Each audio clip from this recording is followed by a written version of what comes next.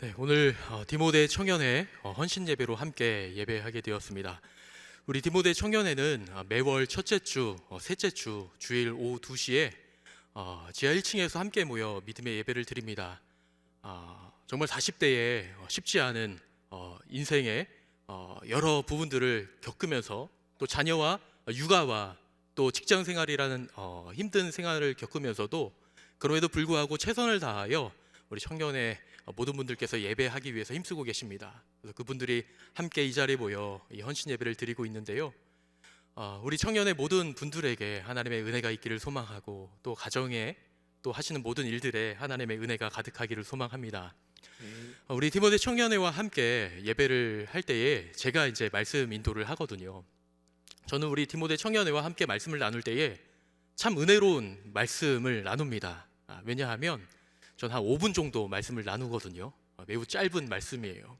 그래서 이 짧은 말씀이 늘 은혜롭다 저는 배웠기 때문에 우리 청년회에게 은혜로운 말씀이 되지 않을까 저는 늘 생각해요. 그래서 제가 말씀을 늘 시작을 하면 우리 집사님들께서 환하게 웃어주세요. 목사님 오늘도 은혜로운 5분 말씀을 전해주시겠구나. 근데 제가 짧은 설교가 참 은혜로운 설교다라고 다시 한번 느낀 게 뭐냐면, 제가 얼마 전에 좀 사역자의 부재로 인해서 초등부에서 설교할 때가 있었습니다. 초등부에서 제가 딱 정한 어느 정도의 분량을 마치고 설교를 마쳤는데 아이들이 박수를 치면서 너무 좋아하는 거예요. 제가 할 말을 마치고 끝! 이제 설교 끝! 이랬거든요. 그랬더니 아이들이 너무 좋아했었던 기억이 납니다. 그 행복한 얼굴을 잊을 수가 없어요. 역시 짧은 설교가 은혜로운 설교구나. 그런 의미에서 오늘의 설교는 우리 디모데 청년회에게 은혜가 안 될 수가 있어요. 왜냐하면 오늘은 5분 설교를 할 수가 없거든요. 좀 긴 설교이지만 그럼에도 불구하고 우리 디모데 청년회 모든 분들에게 또 이 자리에서 함께 예배하는 모든 분들에게 하나님의 은혜가 말씀을 전하는 저에게나 또 들으시는 모든 분들에게 있기를 소망합니다. 우리가 이제 아이들을 많이 키우다 보면요, 아이들을 위해서 여러 가지 노래도 불러주고 동요도 불러주잖아요. 우리 아빠 엄마들은 그래서 동요 한두 개 이상은 다 알고 계시리라 생각이 되어집니다. 또 손자와 손녀를 기르시는 우리 할아버지 할머님들께서도 이 동요를 하나 이상씩은 알지 않을까 싶어요. 여러분, 동요 중에서 가장 유명한 동요는 무엇일까요? 뭐라고 여러분 생각하세요? 동요 18번. 제가 생각하기에는 아마도 곰 3마리가 아닐까 싶습니다. 곰 3마리가 한 집에 있어 아빠 곰, 엄마 곰, 애기 곰. 아빠 곰은 뚱뚱해, 엄마 곰은 날씬해, 애기 곰은 너무 귀여워, 으쓱으쓱 잘한다. 이런 노래입니다. 저는 이러한 동요들을 들을 때 아이들을 위해서 되게 열심히 불러주기도 하지만 가끔씩은 좀 의문이 들 때가 있어요. 왜 도대체 아빠 곰만 뚱뚱한 것일까? 그래서 내 배가 이렇게 나오고 있는 게 아닐까, 그런 생각을 한번 해봅니다. 여러분, 혹시 동요 중에 옹달샘이라는 동요 아세요? 동요 한번 가사를 한번 띄워보시겠어요? 가사가 이렇습니다. 깊은 산속 옹달샘 누가 와서 먹나요?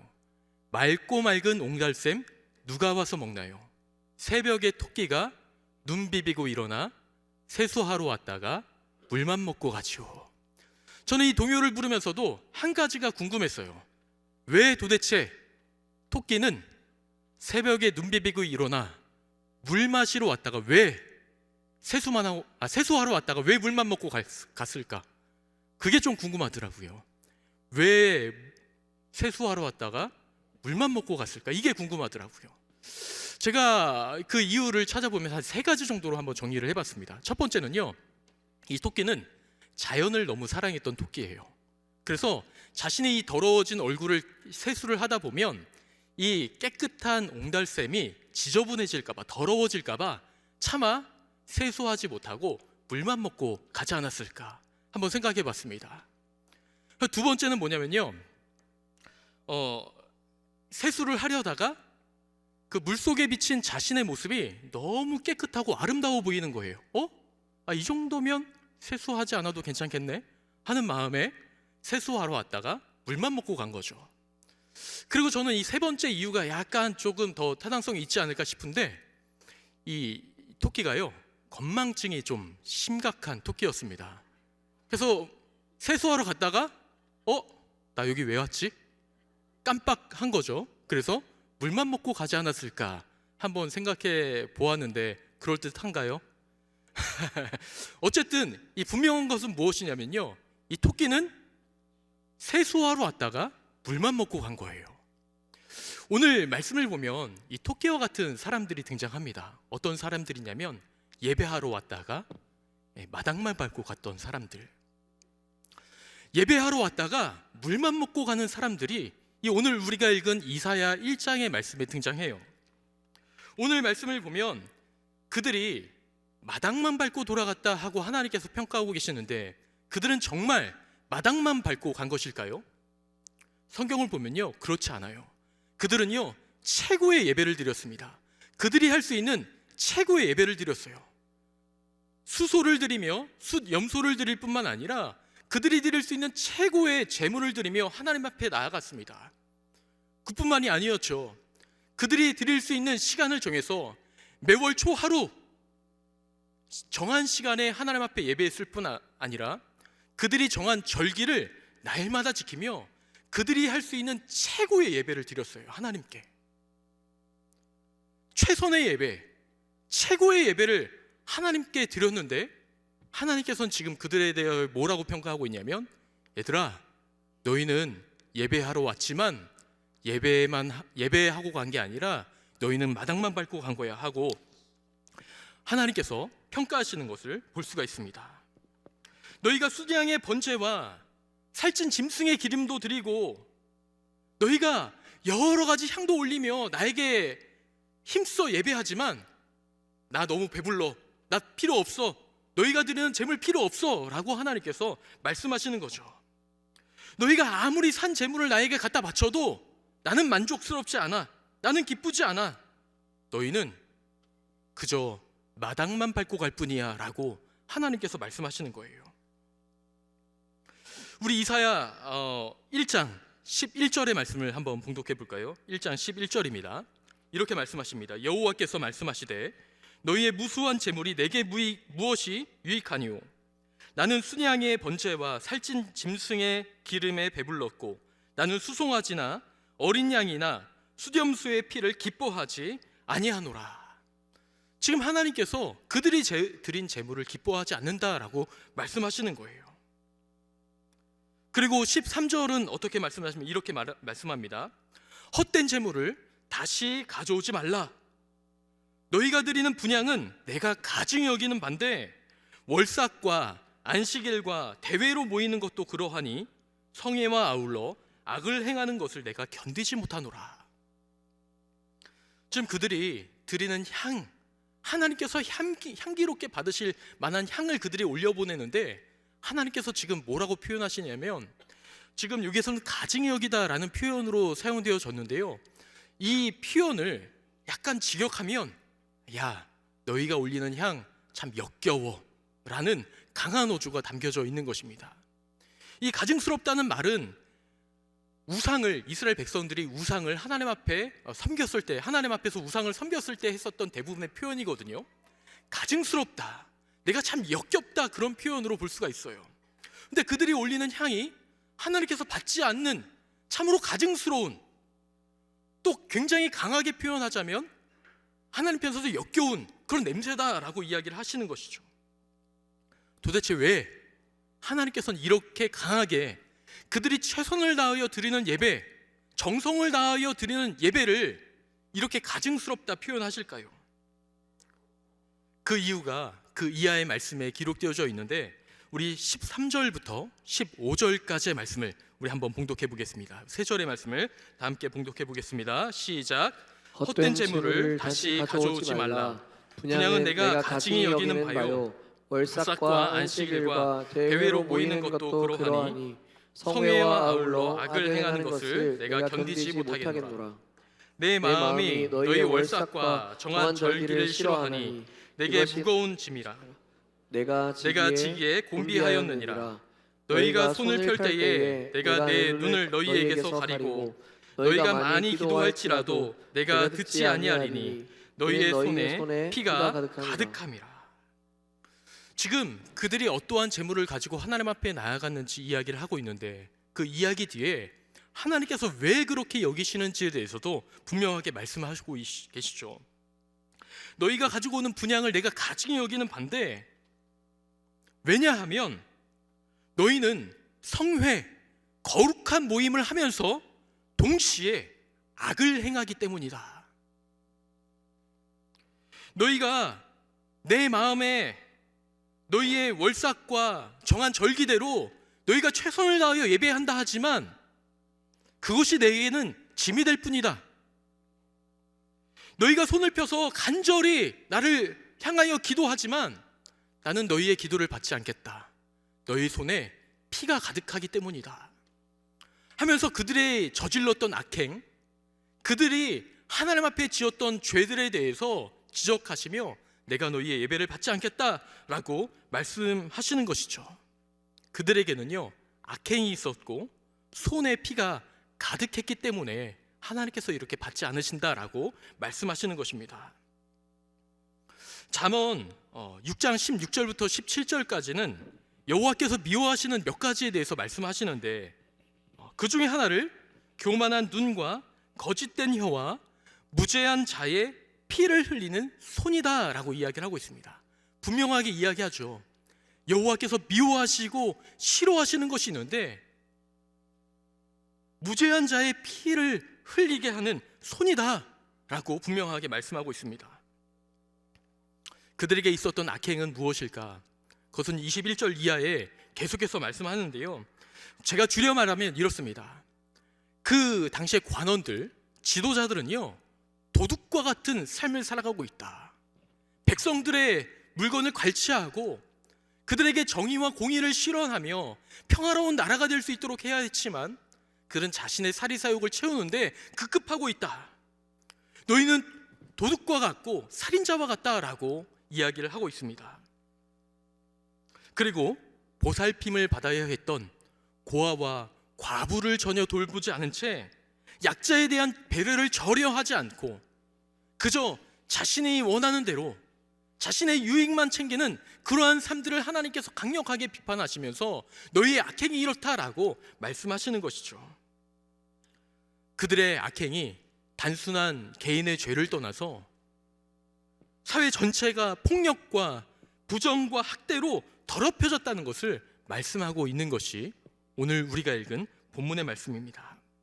정의와 공의는 사라지고 살인자들로 가득한 사회가 이 이사야 1장이 기록되어져 있던 때라고 볼 수가 있습니다.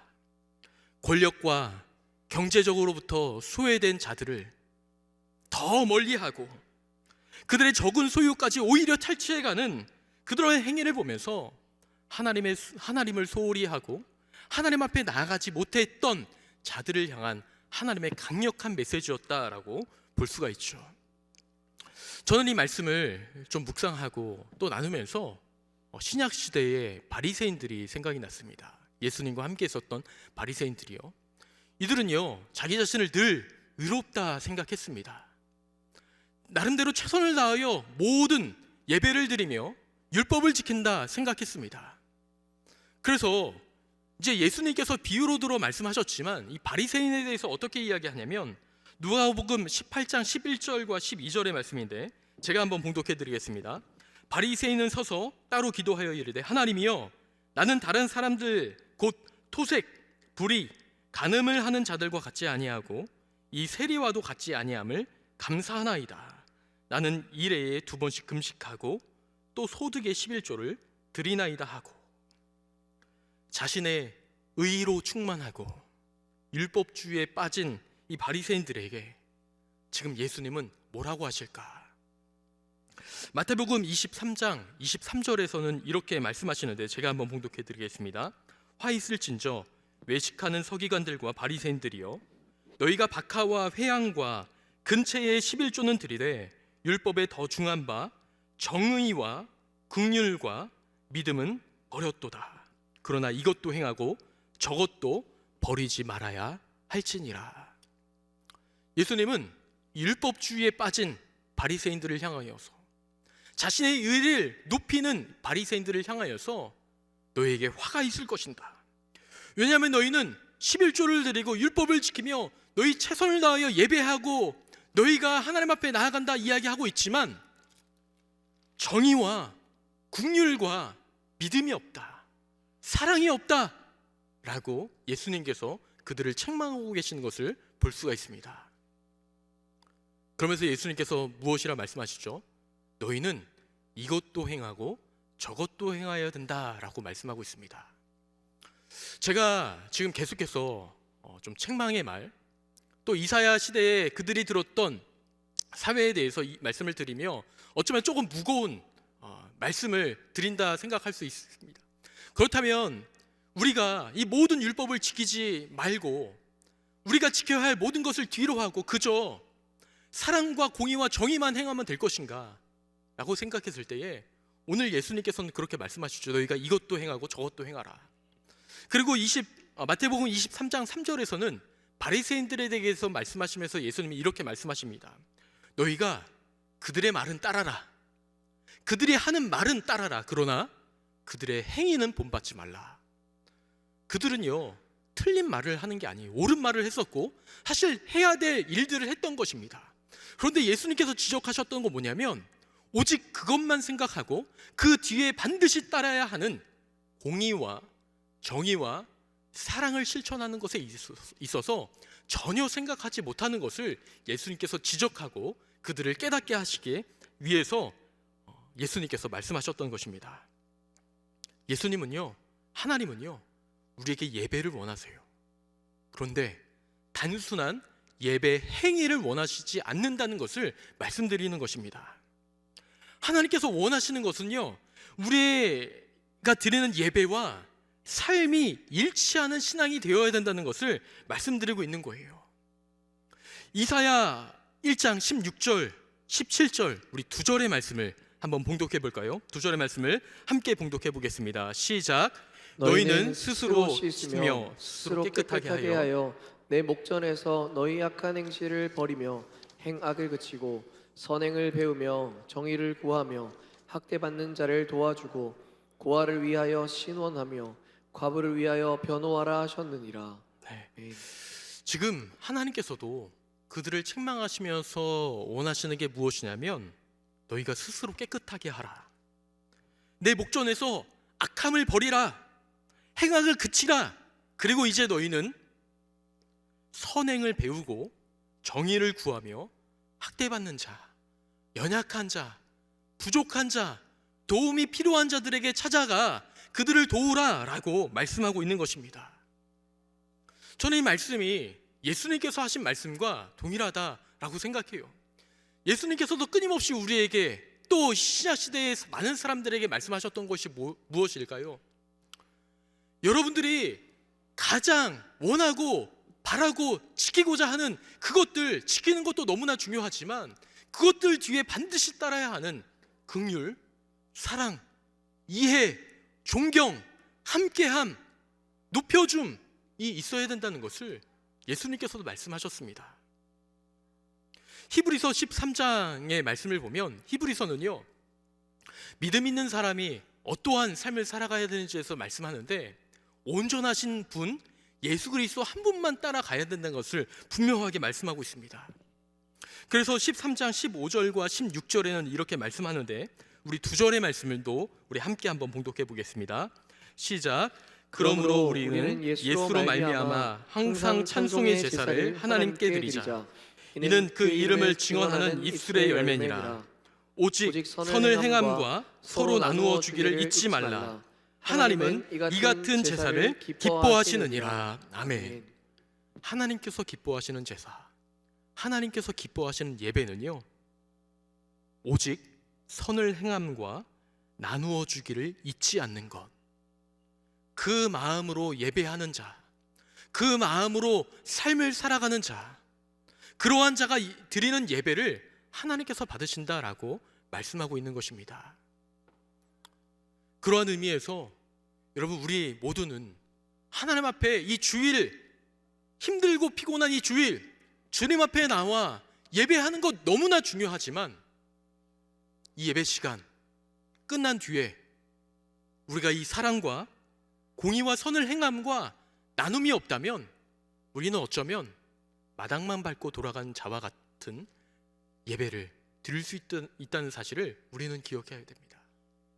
그래서 우리는 마당만 밟고 돌아가는 신앙이 아니라 하나님께서 기뻐 받으시는 신앙을 또 예배를 드려야겠죠. 아멘. 그래서 우리는 우리 주변을 끊임없이 살펴보아야 됩니다. 저는 오늘 한 가지 일을 경험했는데 이것을 좀 오늘 말씀과 조금 연관해 보았습니다. 제가 오늘 일부 예배 때 좀 이제 목이 말라서 안내를 서다가 정수기 앞에 갔어요. 근데 저보다 이제 훨씬 어르신 권사님이셨던 것 같아요. 권사님께서 먼저 이렇게 줄을 서고 계시더라고요. 권사님, 제가 나중에 먹을 테니까 먼저 권사님 물 한 잔 드십시오. 저는 천천히 먹겠습니다 하고 이제 먼저 보내드렸죠. 했더니 그분께서 그 종이컵에 먼저 물을 떠가지고 저에게 주시는 거예요. 제가 뭐라고? 되게 감사했습니다. 엄청 감사했어요. 그러면서 어떤 생각이 들었냐면, 어쩌면 후에 그분에게 있어서 내가, 이 부분은 되게 좀 조심스러운데 여러분 잘 들으셔야 됩니다. 내가 예수님이었을 수도 있겠구나. 왜냐하면 나는 정말 지극히 작은 자인데 예수님께서 뭐라고 하셨죠? 지극히 작은 자에게 한 것이 곧 내게 한 것이다. 어쩌면 그분께서 나중에 천국에 가셨을 때에, 얘야, 너 그때 나한테 물 한 잔 떠줬지? 예수님, 저 언제요? 저 그런 적 없는데요? 너 그때 정수기 앞에 옆에 있던 어떤 한 사람 물 떠줬잖아. 그렇게 말씀하시지 않을까? 저는 반대로 우리의 삶을 살아가게 될 때에 옆에 있는 연약한 한 사람, 나의 마음에 들지 않는 어떤 한 사람에게 거친 말, 욕과 같은 말을 한마디 건넸을 때에 어쩌면 그분이 예수님이었을 수도 있다라는 사실을 우리는 기억해야 됩니다. 지극히 작은 자에게 한 것이 곧 나에게 한 것이다 라고 예수님께서 말씀하셨거든요. 우리가 저 천국에 가게 되었을 때 예수님 물으실 거예요. 야, 너 그때 나한테 욕했지? 예수님, 저 욕한 적 없는데요? 너 그때 나 따돌렸지? 예수님, 언제요? 저 한 번도 예수님 따돌린 적 없어요. 너 그때 그 사람 따돌렸잖아. 그게 나였어 라고 말씀하신다면 여러분, 우리는 뭐라고 예수님 앞에 말할 수 있을까요? 지극히 작은 자에게 한 것이 곧 나에게 한 것이다 라는 말씀을 기억하며 오직 선을 행함과 나누어주기를 잊지 않고 그러한 마음으로 우리 주님 앞에 나와 예배한다면 저는 이 자리에 예배하는 모든 분들이 하나님께서 기뻐하시는 예배를 드리는 모든 분들이 된다라고 믿습니다. 그런 의미에서 여러분, 우리 가정에는요 예수님이 계세요. 우리 교회에도 지금 예수님이 옆에 앉아 계셔요. 우리 앞에 있는 꼬마들도 있는데 어떻게 보면 예수님과 같은 꼬마들이 앉아 있는 거예요. 이렇게 지극히 작은 자, 옆에 내가 섬겨야 될 지극히 작은 자, 그 한 사람이 예수님이구나, 그런 마음을 가지고 하루의 삶을 살아가게 될 때에 하나님께서 주시는 은혜가 분명히 있을 줄 믿습니다. 아멘. 제가 한 가지 이야기만 하고 마무리를 하려고 합니다. 제가 존경하던 목사님 한 분이 계셨는데 이분 이제 교회에서 이제 함께 사역할 때였죠. 이제 거기에 장애가 있는 분이 한 분이 계셨습니다. 이제 그 교회 사역을 하게 되면 그분이 꼭 찾아오세요. 어떻게 새로운 교육자인지 알고 늘 찾아오세요. 그러면서 이제 이런저런 이야기를 하시는데 처음에 만나면 무조건 1시간 이상입니다. 그리고 결국에는 돈을 달라는 거예요. 그래서 이제 교육자 몇몇 분들께서 이 사람은 이제 그런 의도로 이야기하니까 이렇게 적당히 돌려보는 게 된다고 그렇게 조언을 해주셨습니다. 근데 그렇게 받는 것도 한 번, 두 번이지 계속 찾아오니까 정말 조금 짜증이 날 때도 있더라고요. 그래서 이제 그만하시라고, 빨리 가시라고 막 이렇게 할 때도 있었습니다. 근데 그분이 늘 주일 때마다 빠지지 않고 오시는데 예배를 마치면 늘 그 목사님 목양실 앞에 있다가 가세요. 그러면 목사님은 늘 그분에게 10,000원 한 장을 건네십니다. 그러면 그분은 하루의 일과가 그걸로 끝이 나는 거예요. 그걸 받고 이제 집에 돌아가시는 거예요. 근데 한결같이 늘 좋은 마음으로, 제가 봤을 때는 좋은 마음으로 그 형제를 대하는 거예요. 제가 한번 그 목사님과 대화를 나눌 기회가 있어서 이런저런 이야기를 하다가 목사님 어떻게 목사님 그분을 그렇게 대하시는지 모르겠다고, 우리 교역자들한테 늘 찾아오는데 솔직히 조금 귀찮을 때도 있고 짜증날 때도 있는데 목사님 도대체 어떻게 그 형제를 대하시냐고 여쭤봤어요. 그랬더니 목사님께서 딱 한마디 하셨습니다. 아, 나는 예수님이 오셨다고 생각하고 있어. 그 말씀을 하시니까 제가 더 이상 할 말이 없더라고요. 그 지극히 작은 자 한 사람을 정말 이 목사님께서는 예수님과 같이 여기셨던, 그래서 그런 사랑과 섬김을 할 수 있었겠구나. 저는 옆에 있는 우리 가족, 자녀, 남편, 부인을 예수님과 같이 대한다는 건 사실 쉽지 않다는 거 너무나 잘 저보다도 알고 있어요. 쉽지 않죠. 보면 화가 날까요? 짜증이 나나요? 네, 그럴 수도 있지만 그럼에도 불구하고 우리가 그리스도인이고 참된 하나님께서 기뻐하시는 그리스도인이 되길 원한다면 그런 마음을 가져보는 거죠. 그래, 나와 내 옆에서 나를 지켜보시는 예수님일 수도 있겠구나. 내가 이 자녀에게 막 뭐라고 했을 때 나중에 저 천국에서 예수님께서 너 그때 나한테 왜 그랬어? 라고 말씀하시면 나 뭐라고 할 수 있을까? 한번 우리가 그 부분도 고민해 보면서 우리 주변에 있는 수많은 예수님을 선을 행함과 나누어 주기를 잊지 않으므로 하나님께서 기뻐하시는 삶을 살아감을 통하여서 그렇게 예배할 때에 우리가 마당만 밟고 돌아가는 것이 아니라 하나님께서 기뻐하시는 예배를 드리며 하나님께서 기뻐 받으시는 한 사람이 될 수 있는 이 시간 예배하는 또 모든 분들, 우리 디모데 청년회 한 분 한 분이 되시기를 주님의 이름으로 축원을 드립니다.